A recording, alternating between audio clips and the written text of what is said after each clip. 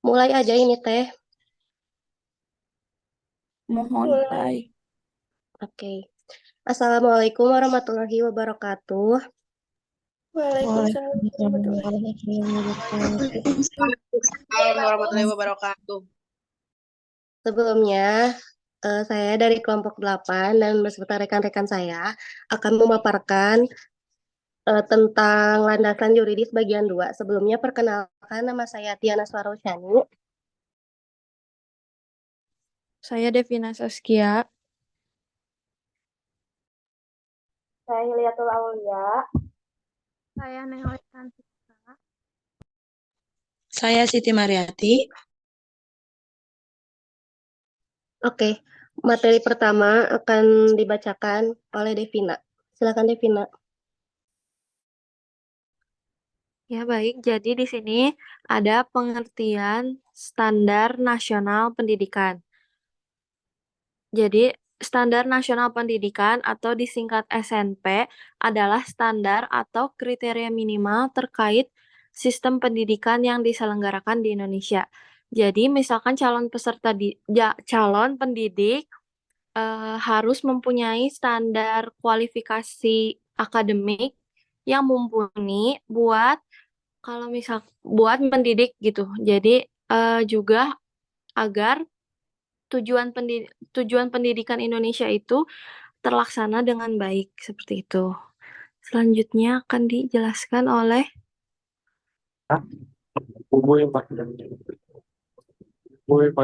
apa gitu. Oke, selanjutnya tujuan standar nasional pendidikan. Jadi, tujuan SNP itu dibuat karena untuk menjamin mutu pendidikan nasional dalam rangka mencerdaskan seluruh kehidupan bangsa serta membentuk watak dan peradaban bangsa yang bermartabat sesuai dengan Pancasila dan Undang-Undang Dasar 1945. Tapi ada juga yang lebih rincinya. Jadi tujuan SNP itu untuk menjamin tercapainya tujuan pendidikan nasional, memberikan kepastian tentang mutu pendidikan yang dapat dicapai oleh setiap satuan pendidikan, menjadi dasar untuk perencanaan, pelaksanaan, dan pengawasan pendidikan pada setiap jenjang dan jenis pendidikan. Ada juga menjadi dasar untuk akreditasi satuan pendidikan. Jadi tujuan SNP itu juga sebagai akreditasi atau penilaian dalam suatu pendidikan. Juga menjadi acuan dalam pemetaan mutu pendidikan sebagai dasar untuk penyusunan program dan pemetaan mutu pendidikan antar daerah, antar jenjang pendidikan, dan juga antar jenis pendidikan. Yang terakhir juga menjadi acuan bagi pemerintah daerah, satuan pendidikan, dan masyarakat dalam penyelenggaraan pendidikan. Nah, SNP juga merupakan acuan bagi semua satuan pendidikan di Indonesia, baik negeri maupun swasta. Jadi SNP itu juga harus pendidikan itu juga harus memenuhi SNP agar dapat menghasilkan lulusan yang berkualitas. Selanjutnya,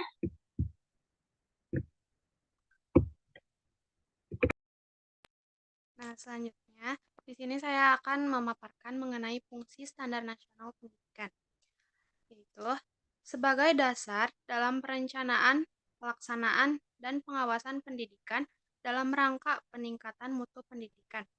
Jadi, fungsi standar nasional itu sebagai dasar gitu, sebagai dasar pendidikan untuk meningkatkan pendidikan yang bermutu. Mungkin next.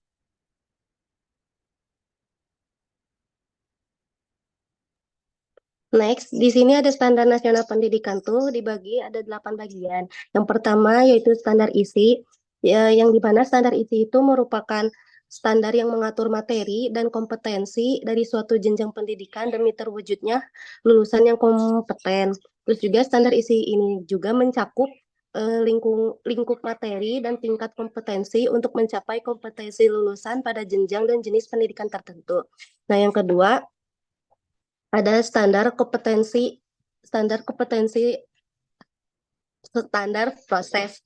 Standar proses ini berkaitan dengan proses pelaksanaan pembelajaran di masing-masing jenjang pendidikan. Dalam menyelenggarakan proses pembelajaran, setiap instansi pendidikan harus melakukannya dengan interaktif, inspiratif, menyenangkan, partisipatif, atau mengikut sertakan peserta didik dalam proses pembelajaran.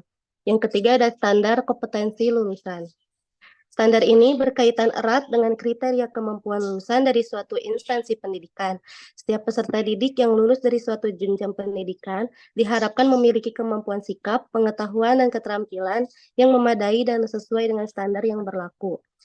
Terus yang keempat ada standar pendidik dan tenaga kependidikan. Yang dimana standar pendidik dan tenaga kependidikan itu adalah tenaga pendidikan yang bertugas untuk mendidik, membimbing, mengajar, menilai para peserta didik. Sedangkan tenaga kependidikan adalah semua orang yang terlibat dalam suatu instansi pendidikan, mulai dari kepala sekolah, tenaga laboratorium, tenaga administrasi, dan tata usaha, pustakawan, pengawas sekolah, dan sebagainya.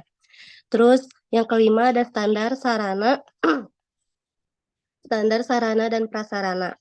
Standar sarana dan prasarana ini, demi berlangsungnya proses pembelajaran, setiap instansi pendidikan perlu memiliki sarana dan prasarana yang memadai untuk menunjang proses pembelajaran yang berkelanjutan, teratur, dan juga nyaman. Dalam standar ini diatur mengenai sarana dan prasarana yang wajib dimiliki oleh setiap satuan pendidikan. Terus ada standar pengelolaan. Standar pengelolaan dibagi menjadi 3 bagian, yaitu standar pengelolaan oleh satuan pendidikan, standar pengelolaan oleh pemerintah daerah, dan standar pengelolaan oleh pemerintah. Terus ada juga standar yang ketujuh, standar pembiayaan. Standar pembiayaan ini jadi proses pendidikan itu bisa terselenggara karena adanya pembiayaan yang berkelanjutan. Terus peraturan yang mengatur ini juga lebih lanjut mengenai standar pembiayaan adalah Peraturan Menteri pada nomor 69 tahun 2009. Terus yang terakhir ada standar penilaian pendidik. Standar penilaian pendidik ini mengatur segala hal yang berkaitan dengan prosedur penilaian pada peserta didik. Penilaian dilakukan untuk mengukur keberhasilan pemahaman peserta didik dan keberhasilan proses pembelajaran selama ini. Lanjut.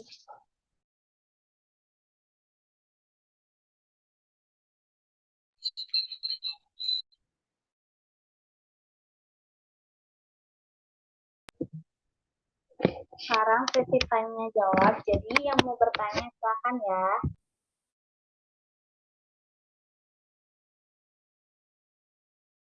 Izin bertanya. Boleh, Teh Andin. Boleh.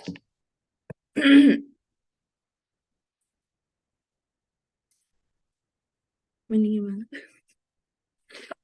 Teh Andin, maaf, sekalian diketik ya. Diketik. Di Zoom-nya. Pertanyaannya. Oh, boleh. Bentar. Kasih. Diomongin aja, weh. Oke. Bagaimana Iya. jika pertanyaannya, bagaimana jika pendidik tidak memenuhi standar yang sudah berlaku? Kan tadi udah ngejelasin tentang standar-standar ya. Nah, aku pengen tahu bagaimana jika pendidik tidak memenuhi standar yang sudah berlaku. Terima kasih.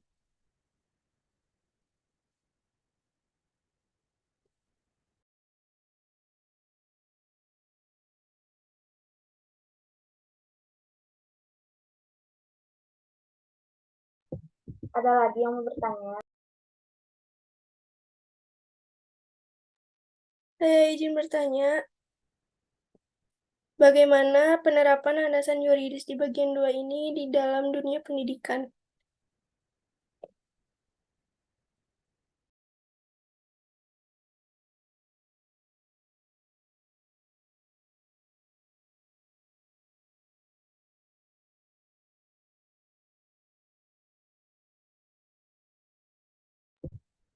Dicukupkan atau ada lagi yang mau ditanyain? Cukup. Izin menjawab yang Teh Andin. Bagaimana jika pendidik tidak memenuhi standar yang berlaku?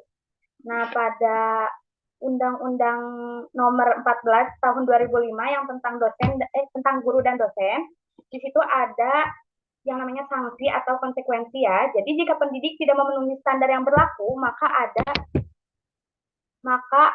ada beberapa konsekuensi yang dapat dikenakan padanya. Jadi konsekuensinya tersebut diatur dalam peraturan perundang-undangan yang berlaku.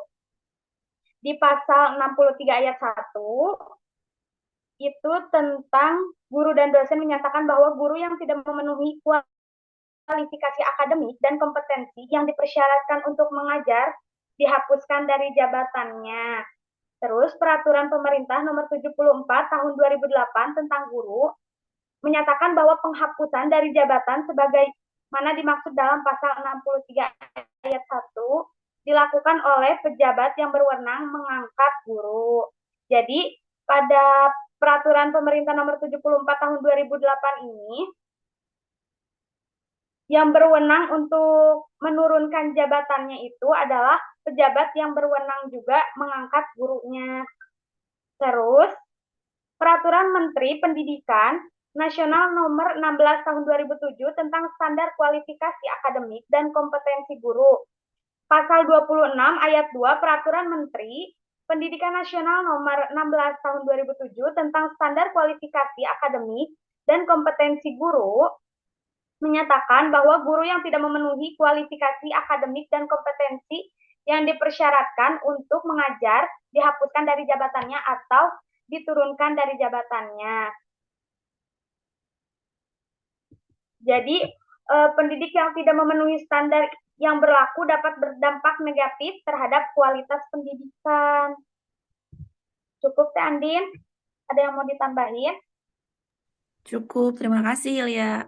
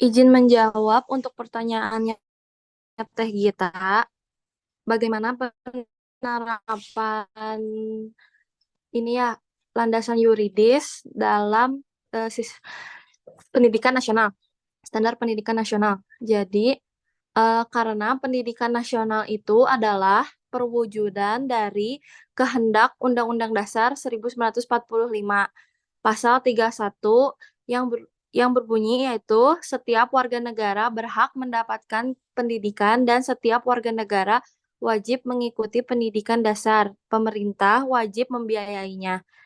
Dan juga landasan yuridis itu hukum yang memayungi pelaksanaan pendidikan di Indonesia. Apakah cukup, Teh Gita? Cukup, terima kasih. Ya.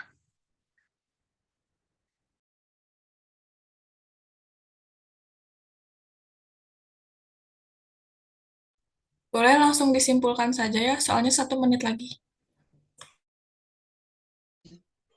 Kesimpulannya, Standar Nasional Pendidikan atau disingkat SNP adalah standar atau kriteria minimal terkait sistem pendidikan yang diselenggarakan di Indonesia. Tujuan tersebut untuk menjamin mutu pendidikan nasional dalam rangka mencerdaskan seluruh kehidupan bangsa serta membentuk watak dan peradaban bangsa yang bermartabat. Pasal 4 Undang-Undang Nomor 14 Tahun 2005 tentang guru dan dosen menegaskan bahwa guru dan dosen wajib memiliki kualifikasi akademik, kompetisi, sertifikat pendidik, sehat jasmani dan rohani, dan memenuhi kualitas yang lain yang dipersyaratkan satuan pendidikan tinggi tempat bertugas, serta memiliki kemampuan untuk mewujudkan tujuan pendidikan nasional. Oke, cukup sekian presentasi dari kelompok 8. Terima kasih atas yang tadi bertanya, terus terima kasih kepada teman-teman yang udah menyempatkan waktunya mengikuti Zoom ini. Mungkin cukup sekian dari kami. Wassalamualaikum warahmatullahi wabarakatuh. Waalaikumsalam warahmatullahi wabarakatuh. Waalaikumsalam warahmatullahi wabarakatuh.